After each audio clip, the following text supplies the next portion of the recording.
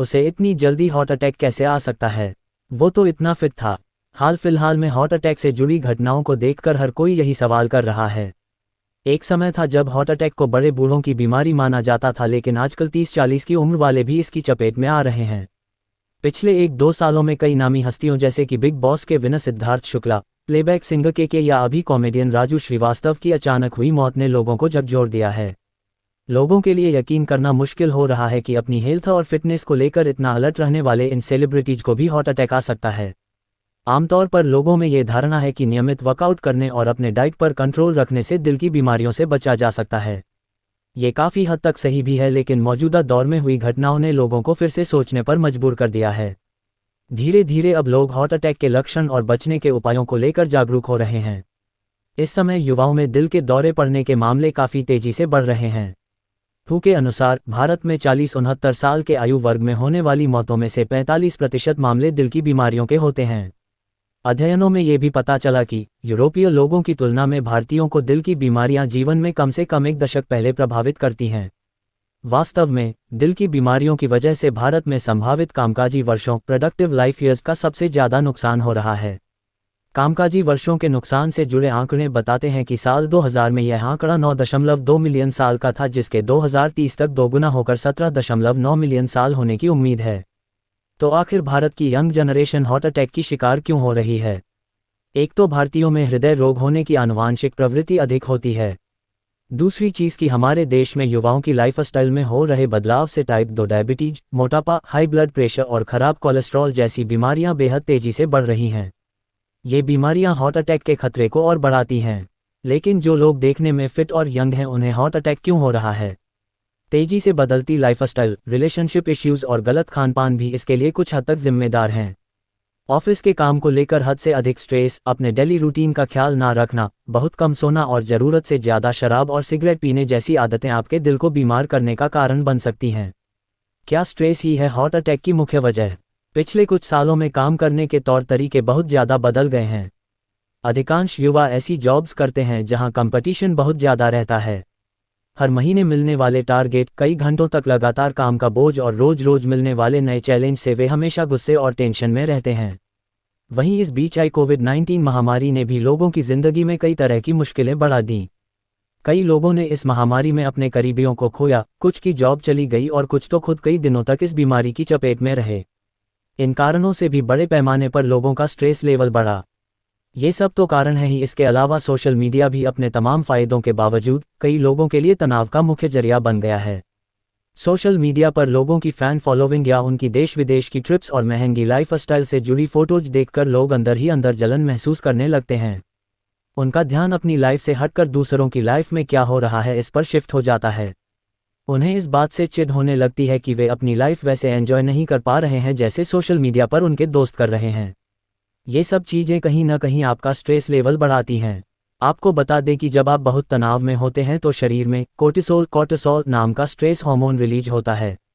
ये हार्मोन दिल में जाने वाले खून के प्रवाह को कम करता है, जिससे दिल को ज़रूरी ऑक्सीजन और पोषक तत्व नहीं मिल पाते हैं। हालांकि इससे दिल को तुरंत तो कोई नहीं पहुंचता है, लेकिन लंबे समय तक तनाव से कोर्टिसोल का बढ़ा हुआ स्तर आपके शरीर में खराब कोलेस्ट्रॉल, ब्लड शुगर और ब्लड प्रेशर जैसी समस्याओं को बढ़ा सकता है। इन समस्याओं की वजह से धमनियों में प्लाक जमा होने लगता है, जो कि अपने आप में हार्ट अटैक का एक कारण है। इसलिए सबसे ज़रूरी यह है कि आप अपने स्ट्रेस लेवल को कम करें। स्ट्रेस कम करने के कई तरीके इस समय मौजूद हैं। आप किसी काउंसलर की मदद ले सकते हैं या किसी एक्सपर्ट की देखरेख में योग और ध्यान कर सकते हैं।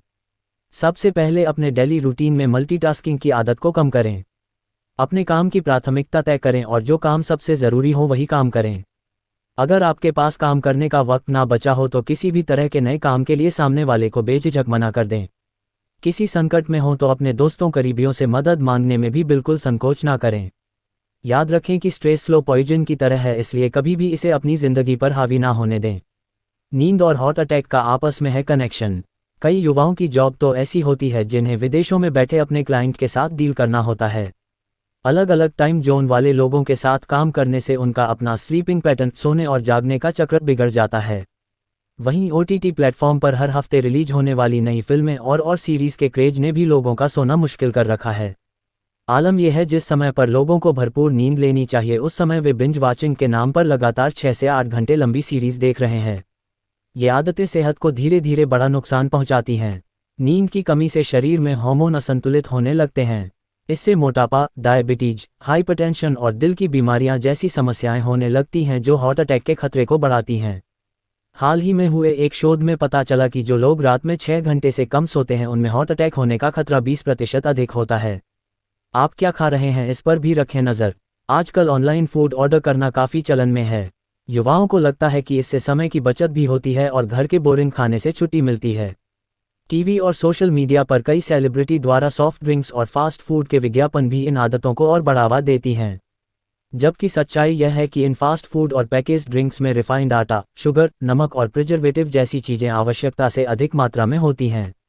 हफ्ते में कई दिन इन चीज़ों का सेवन करके आप दिल की बीमारियों को न्योता दे रहे हैं। इसके अलावा भारत का जो पारंपरिक खानपान है उसमें शुरुआत से ही विटामिन डी और ओमेगा 3 फैटी एसिड की कमी है, जबकि ये दिल की सेहत के लिए बेहद ज़रूरी माने जाते हैं। इसलिए आप अपनी डाइट में ओमेगा फैटी एसिड से भरपूर चीज़ें जैसे कि मछली, अखरोट, अलसी के बीज और हरी सब्जियों को शामिल करें। साथ ही विटामिन डी के लिए रोजाना कुछ देर धूप में टहलें और विटामिन डी सप्लीमेंट लें। एक्सरसाइज ना कम करें ना बहुत ज़्यादा।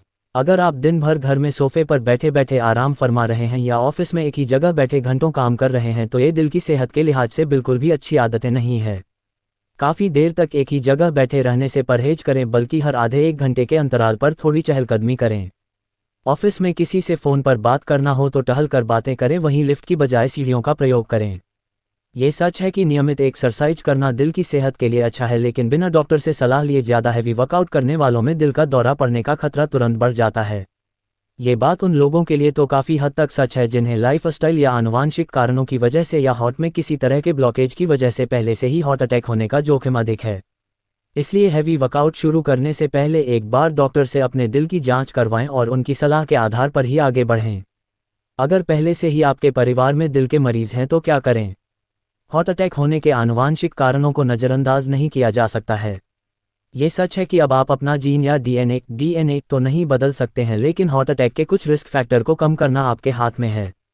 बेहतर होगा कि साल में या 2 साल में कम से कम एक बार कार्डियक स्क्रीनिंग से जुड़े टेस्ट जैसे कि ECG, echocardiogram, stress test, cardiac CT या ट्राइग्लिसराइड्स और ब्लड शुगर टेस्ट, होमोसिस्टीन आदि टेस्ट ज़रूर करवाएं। अगर आपके परिवार में पहले से कुछ लोग दिल के मरीज हैं तो 30 की उम्र के बाद ही ये टेस्ट करवाना शुरू कर दें। कब जाएं डॉक्टर के पास? हार्ट अटैक होने से कई दिन पहले से ही आपका शरीर कुछ शुरुआती संकेत देने लगता है। आइए पहले इन संकेतों के बारे में जानते हैं। सीने में भारीपन महसूस होना, सीने में दर्द होना, गले, जबड़े, पेट या कमर के ऊपरी हिस्से में दर्द होना, सीने में खिंचाव या जलन महसूस होना, किसी एक बांह या दोनों बाहों में दर्द होना, सांस फूलना। कई बार युवाओं को जब इनमें से कोई लक्षण नजर आते हैं तो वे इस गलतफहमी में रहते हैं कि अभी तो उनकी हार्ट अटैक आने की उम्र ही नहीं है, ये एसिडिटी या किसी और बीमारी के लक्षण हैं।